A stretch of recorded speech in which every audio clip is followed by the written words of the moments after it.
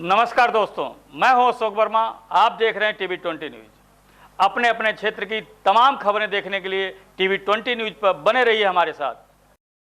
हम लोग कोविड-19 के सबसे खतरनाक दौर में पहुंच गए हैं, लेकिन सबसे ज़्यादा आश्चर्य और दुख की बात यह है कि लोग इसको गंभीरता से नहीं ले रहे हैं। शिशु व बाल रोग विशेषज्ञ डॉक्टर DT सिंह ने अनौपचारिक बातचीत में बताया कि जिस समय सरकार के द्वारा लॉकडाउन किया गया था, उस समय इन्फेक्शन का खतरा बहुत कम था, क्योंकि केसेस बहुत कम थे। उसके बाद भी हम दुकान के 2 गज दूरी हेतु गोलाई बनाकर उसमें ग्राहकों को खड़ा कराते थे। क्या इसलिए कि जिला प्रशासन का पहरा था? भाइयों, अब क्योंकि केसेस बहुत बढ़ गए हैं, इसलिए इन्फेक्शन का खतरा बहुत अधिक बढ़ गया है। हम स्टेज 3 में प्रवेश कर चुके हैं या करने वाले हैं, लेकिन जनता का व्यवहार इससे उल्टा ही है। लोग बिना किसी जरूरी काम के घर से खूब निकल रहे हैं, मास्क बहुत कम लोग लगा रहे हैं और दूरी का पालन भी नहीं कर रहे हैं।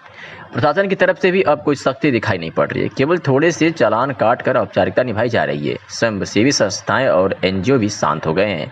मीडिया भी लोगों को जागरूक करने की जिम्मेदारी नहीं निभा रही है, वे भी अब समाचार देने तक ही सहयोग दे रहे हैं।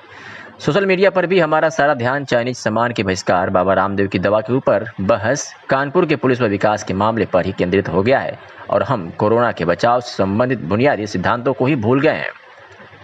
यह इस प्रकार है कि जब दुश्मन के आने का अंदेशा था तो हम सब बंदूक के लिए तैनात थे, और अब जब दुश्मन सर पर आ गया है तो हम बंदूक के कोने में रखकर लापरवाही से इधर उधर टहल रहे हैं। यह बहुत दुखद स्थिति है और हमें इससे के बहुत भयावह परिणाम झेलने पड़ेंगे। कहा गया है कि prevention is better than cure, इसलिए हमें कोरोना से बचाव के उपाय के संग कोरोना आपदा में चलते रहना होगा।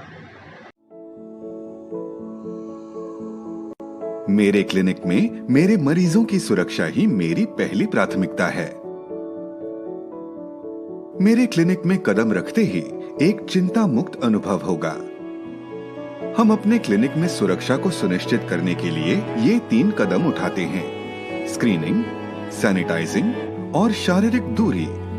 हमारे द्वारा उठाए जाने वाला पहला कदम है क्लिनिक में प्रवेश करते समय मरीजों की स्क्रीनिंग और उन्हें अलग अलग करना। हम क्लिनिक में मरीज और उसके केवल एक संबंधी को रहने देने को प्राथमिकता देते हुए भीड़ भाड़ नहीं होने देते हैं। समय समय पर पूरे क्लिनिक को कीटाणु रहित करना, क्लिनिक के प्रतीक्षा क्षेत्र में शारीरिक दूरी बनाए रखना, परामर्श के दौरान सर्वोत्तम स्वच्छता रखना।